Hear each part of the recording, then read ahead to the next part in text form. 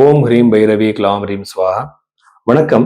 நிறைய பேர் சார் நீங்க ஜாதகம் எப்படி பார்ப்பீங்கன்னு நிறைய பேர் கேட்பாங்க. நான் எப்படின்னா, உங்களுக்கு டேட் ஆஃப் பர்த் டீடைல்ஸ் சரியில்லைன்னா நான் அவங்களோட கை ரேகை பார்க்குறேன்.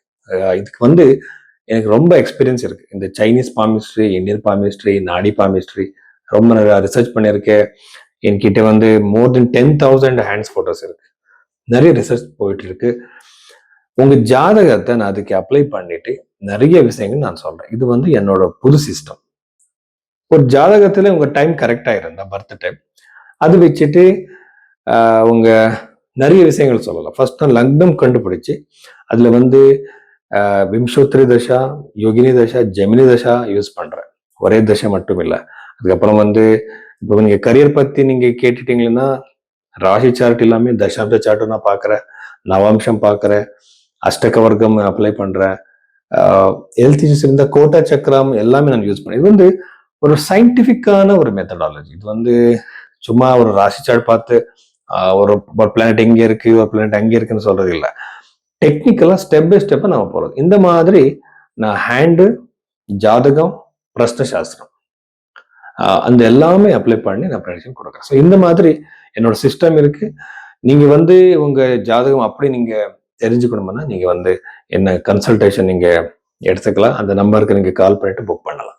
ரிச்சிக ராசி 2026 ஏப்ரல் 5ஆம் தேதிக்கு அப்புறம் இருந்த ருச்சிக ராசியில பிறந்தவர்கள் என்னென்ன விசேஷங்கள் பாசிட்டிவ் இருக்கு பார்க்கலாம். சதுர்த்த பாவத்துல இருக்கிற ராகு. இந்த ராகு சதுர்த்த பாவத்துல இருக்கும்போது வீட்டுல ஏதாவது சின்ன சின்ன விஷயத்துக்கு பிரச்சனை, சண்டே வந்துதான் ஆகும். நீங்க அப்படி நினைக்கவே இல்லை. உங்க பேச்சு அப்படி அவரை நினைப்பாங்க, அவர் அப்படி புரிஞ்சுக்குவாங்க. அந்த தப்பா புரிஞ்சுட்டாங்க, சண்டே வந்துடுச்சு. இந்த மாதிரி எல்லாம் சிச்சுவேஷன்ஸ் கிரியேட் ஆகும். ஜாக்கிரதை இருங்க. ஏதோ ஒரு பிரச்சனைனாலே அவரு ஏதோ ஒரு அன்யூஸ்வலா நீங்க கண்டிப்பா குடும்பத்துல இருந்து வெளியே வர்றதுக்கு சான்ஸ் அதிகமா இருக்கு.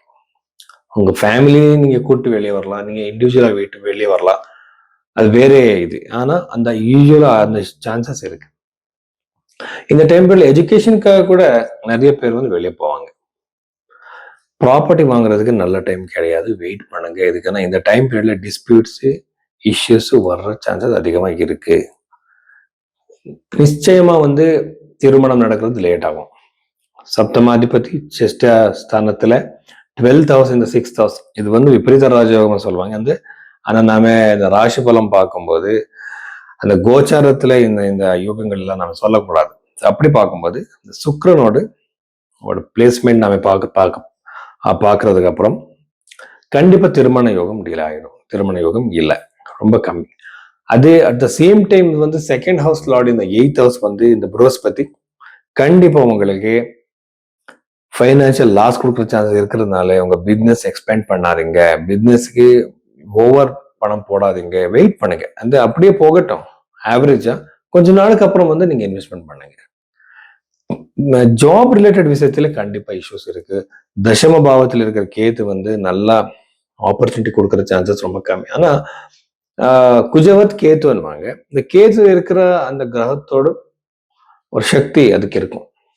இப்ப சிம்ம ராசியில கேத்து இருக்கு இல்லையா, அந்த சிம்ம ராசியில கேத்து எப்படின்னா சூரியன் மாதிரி தான் பிஹேவ் பண்ணும். அப்படி பார்க்கும்போது கவர்மெண்ட் ஜாபுக்கு உங்களுக்கு ரொம்ப அதிகமான சான்சஸ் இருக்கு.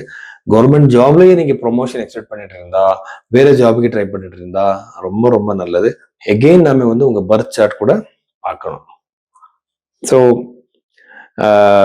கரியர்ல கண்டிப்பா ஜாப் சேஞ்ச் ஆகிற சான்சஸ், ஆனா கொஞ்சம் வெயிட் பண்ணுங்க. சடனா சேஞ்ச் பண்ணாதீங்க, லாங் டர்ம் யோசிங்க. அப்படி இருந்தா மட்டும்தான் உங்களுக்கு சக்சஸ் இருக்கு. ஸோ இவ்வளவு விஷயங்கள் விருச்சிக ராசியில பிறந்தவருக்கு